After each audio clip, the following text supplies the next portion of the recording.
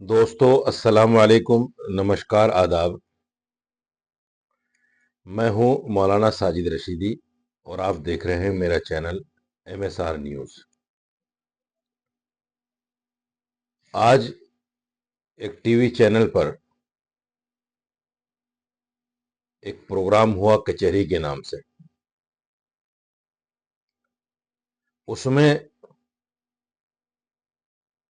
एक साहब पधारे जिनका नाम अश्वनी उपाध्याय है, जो कभी आम आदमी पार्टी में हुआ करते थे, लेकिन फिर कुछ दिनों के बाद बीजेपी में चले गए और बीजेपी में जाने के बाद न जाने उनके मन में क्या बात आई। उन्होंने एक नया बीड़ा उठा लिया वक्फ बोर्ड को खत्म करने का, फलां के ऊपर केस लड़ने का, फलां के ऊपर केस लड़ने का। 1991 के वर्शिप एक्ट पर भी उनकी याचिका पड़ी हुई है, 4 साल से लंबित है, लेकिन वो अपने काम में लगे हुए हैं। आज उस प्रोग्राम में जाने का मुझे भी न्योता मिला, मैं भी गया। इन लोगों का कहना यह है कि 1991 का जो वर्शिप एक्ट है वो ASI मोन्यूमेंट जो है, जो ASI के अंडर में इमारतें हैं, उन पर लागू नहीं होता। ये बड़ी अजीब बात है। पार्लियामेंट से कानून पास हो, सरकारी कानून पास हो, और सरकारी उन जगहों पर जिसका कंट्रोल सरकार का है उन पर लागू ना हो। वह बोर्ड भी तो सरकार का है।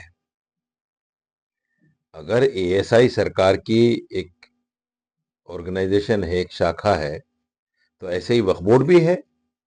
तो जब वक्फ बोर्ड की प्रॉपर्टी पर लागू हो सकता है तो उन पर क्यों नहीं होगा? बड़ी अजीब सी बात।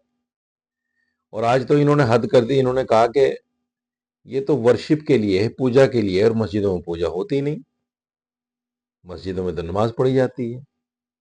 इनको ये नहीं पता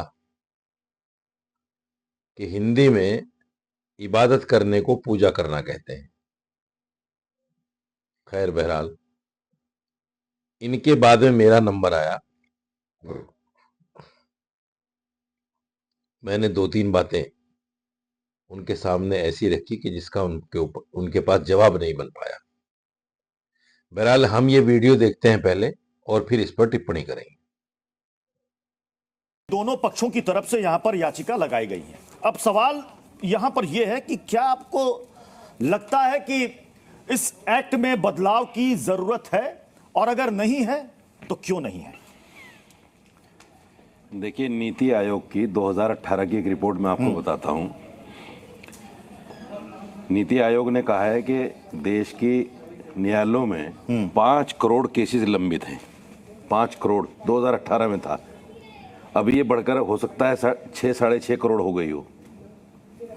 और इनमें पिछले 30 साल से 1,69,00,000 केसेस ऐसे हैं जो 30 साल से लंबित है।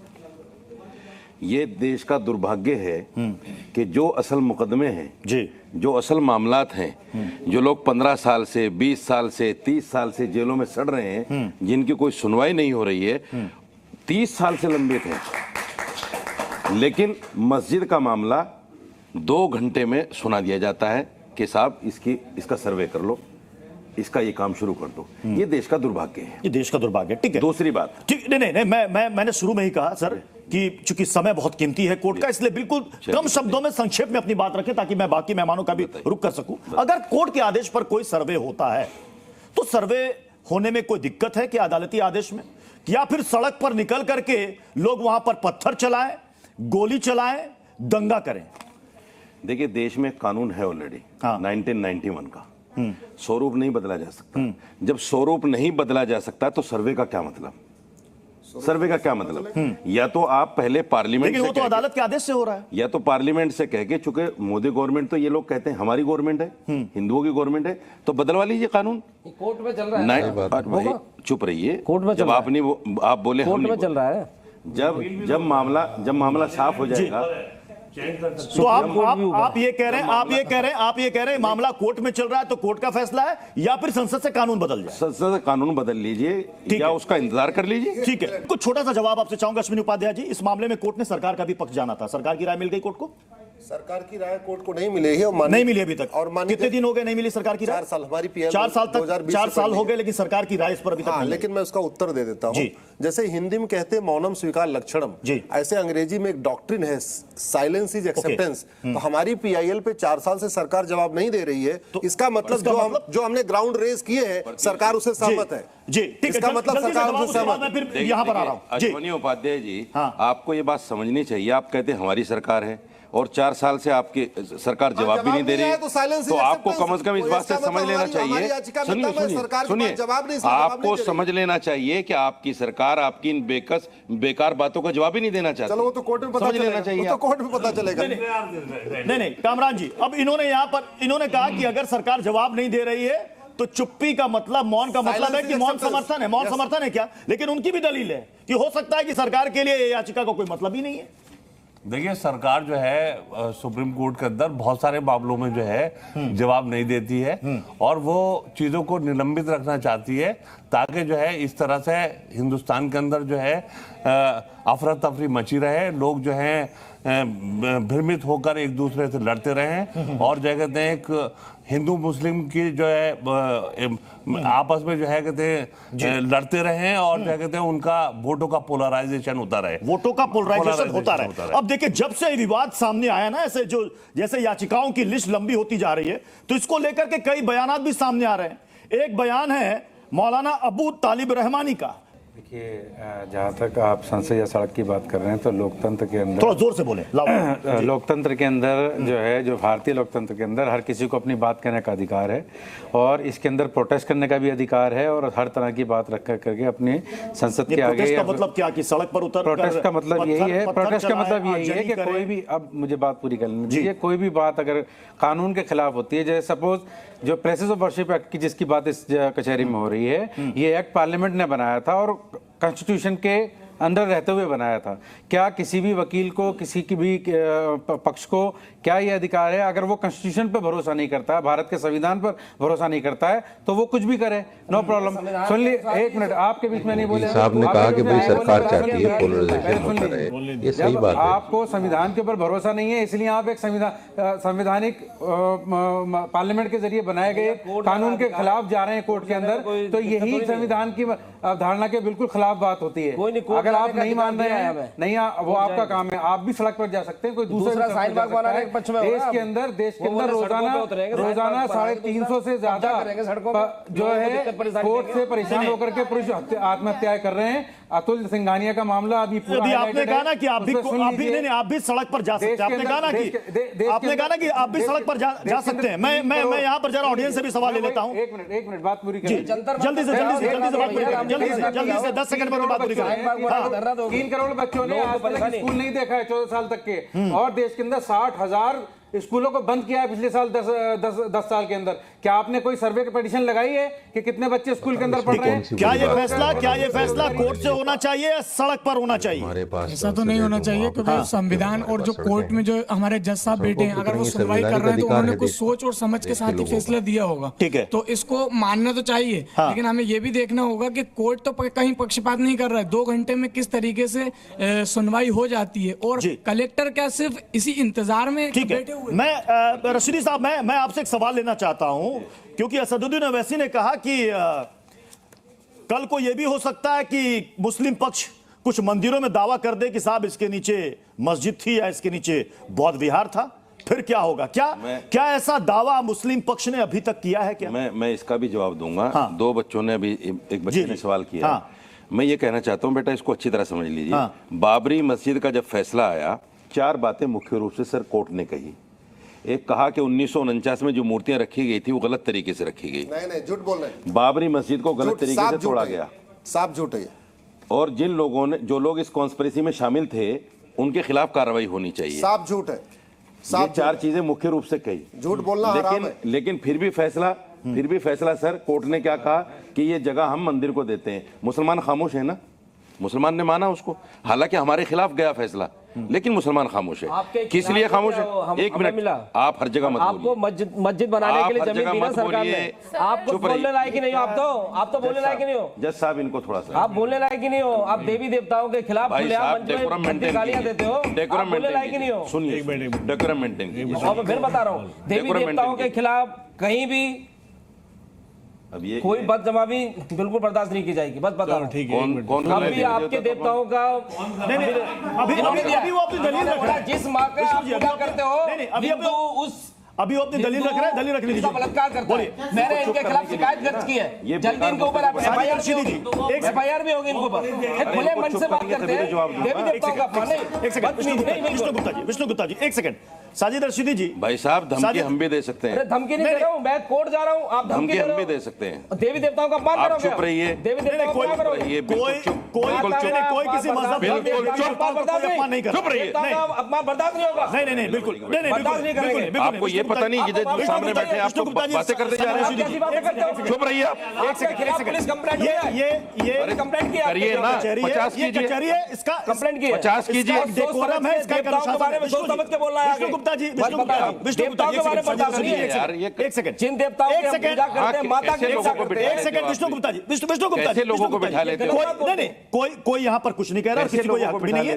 ये कोर्ट है, ये कोर्ट है, उसका एक डेकोरम है। अभी हम जिस मुद्दे पर बात कर रहे हैं विष्णु गुप्ता जी, उस पर बात कर लेने दीजिए।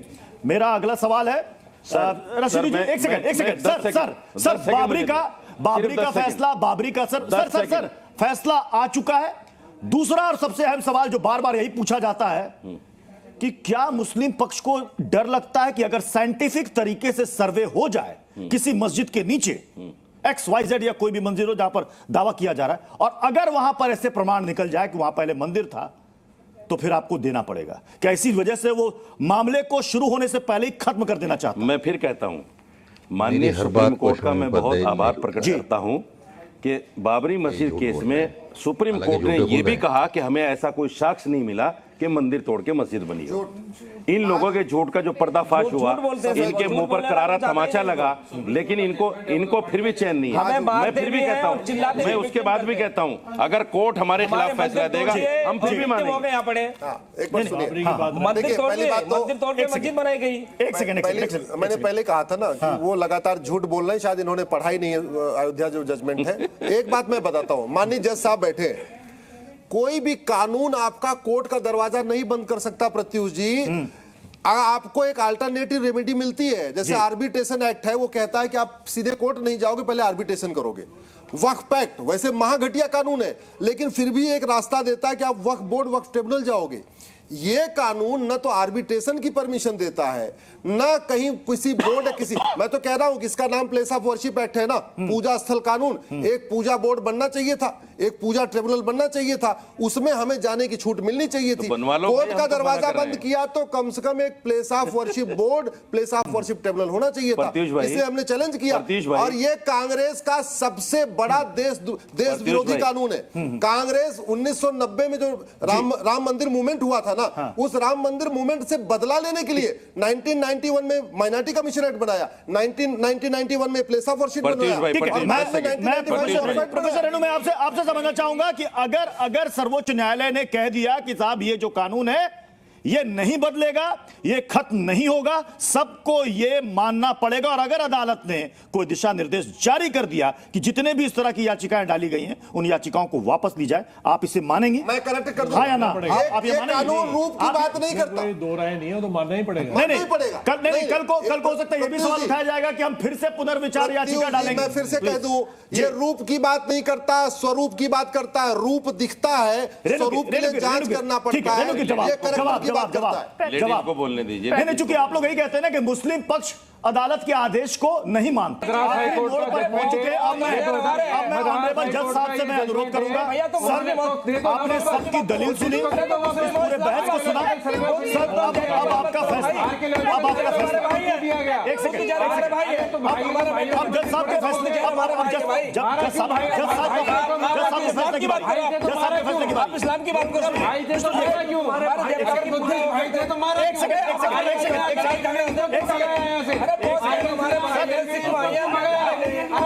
एक सेकंड विष्णु गुप्ता जी, एक सेकंड जज साहब नहीं भगवानी पूजा करते हैं सर मंदिर में। एक सेकंड विष्णु गुप्ता जी प्लीज एक सेकंड जज साहब के फैसले की बारी सर।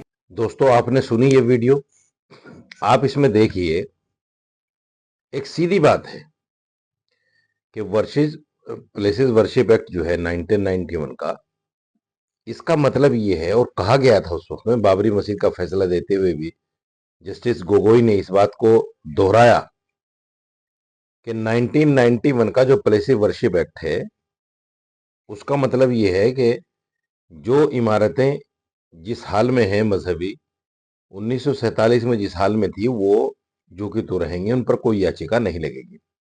और एक चीज और बता दूं मैं आपको, इसमें दंड का भी प्रावधान है। इसमें यह भी कहा गया कि जो आदमी इस कानून के खिलाफ जाकर कहीं याचिका दायर करता है तो उसको 3 साल की सजा भी हो सकती है।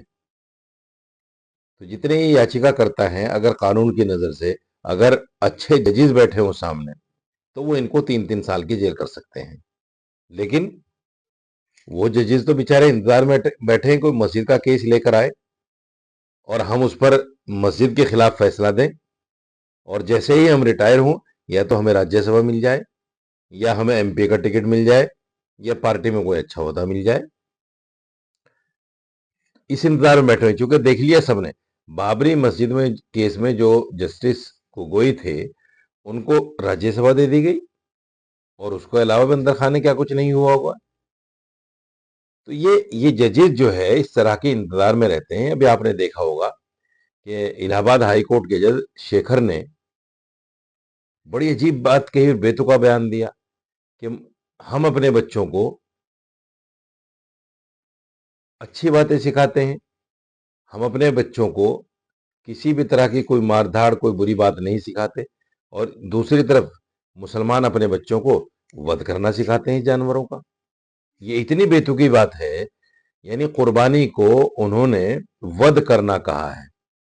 अगर वो पढ़े लिखे होते, देखिए मैं टिप्पणी कर रहा हूं, मुझे यकीनी तौर पर इस चीज का अफसोस है कि मैं इलाहाबाद हाई कोर्ट के चीफ जस्टिस के ऊपर ये टिप्पणी कर रहा हूं कि वो अगर इस्लाम को पढ़े हुए होते, या उन्होंने हिंदू धर्म को ही पढ़ा होता, तो उनको पता चल जाता कि बलि का महत्व हिंदू धर्म में क्या है, ऐसे ही कुर्बानी का महत्व हिंदू धर्म में क्या है, मुसलमान धर्म में क्या है। ये वध नहीं है, ये तो बलि या कुर्बानी, जैसे मुसलमान कुर्बानी करते हैं, ऐसे हिंदुओं में बलि दी जाती है, उसे वो कुर्बानी कहते हैं। वो अपने देवी देवताओं के नाम पर जो है जानवरों को कुर्बान करते हैं, तो वो उनका अपना अकीदा है, वो धार्मिक चीजें हैं ये। तो जज साहब को न तो इस्लाम धर्म के बारे में पता, न हिंदू धर्म के बारे में पता। इसलिए दोस्तों, एक चीज मैं कहना चाहता हूं अंत में, और मैं करीब करीब हर अपनी वीडियो में कहता हूं कि देखो, ये जो इस तरह के नफरती बयान है, चाहे वो कितने भी पढ़े लिखे आदमी की तरफ से आए, तो समझ लो कि वो आदमी फितरती है। वो आदमी कहीं ना कहीं देश में हिंदू मुसलमान करना चाहता है। वो आदमी कहीं ना कहीं किसी पद का लालची है। वो आदमी कहीं ना कहीं ये चाहता है कि सरकार की नजर में आ जाऊं और मुझे कहीं ना कहीं नवाज दिया जाए।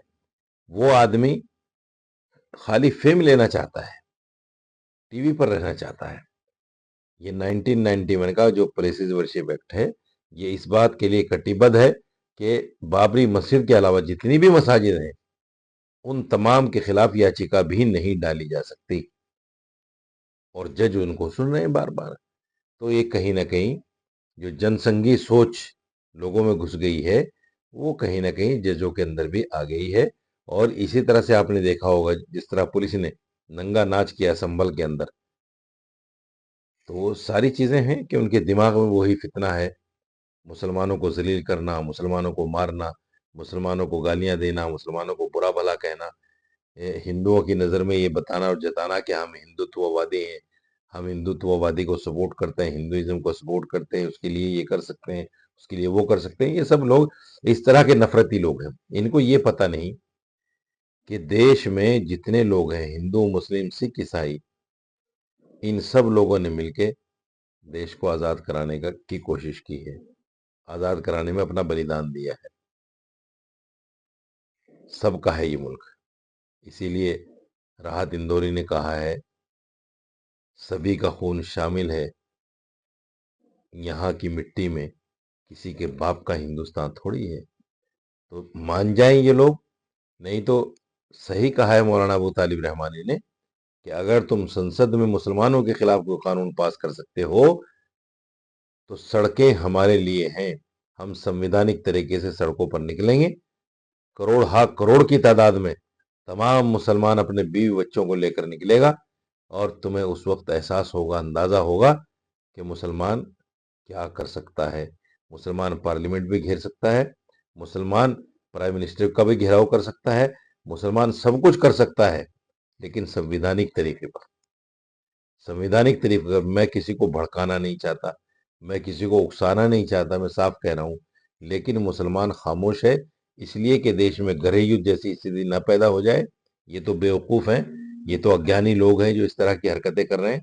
मुसलमान अपने आप को अपना जो परिचय दे रहा है वो बहुत शालीन और बहुत ही नरम मिजाज, हर चीज को बर्दाश्त करने वाला, इस तरह के मुसलमान परिचय दे रहा है। इसको कमजोरी ना समझा जाए मुसलमानों की। हम फिर मिलेंगे, आपके सामने आएंगे कोई अच्छी वीडियो लेकर, एक अच्छा टॉपिक लेकर। उस वक्त तक आप मेरे चैनल को सब्सक्राइब भी कर लीजिए और वीडियो को लाइक और शेयर कीजिए। अच्छी बातें दूसरों तक पहुंचाना ये भी एक पुण्य का काम है, सवाब का काम है। बहुत बहुत शुक्रिया दोस्तों। जय हिंद, जय भारत।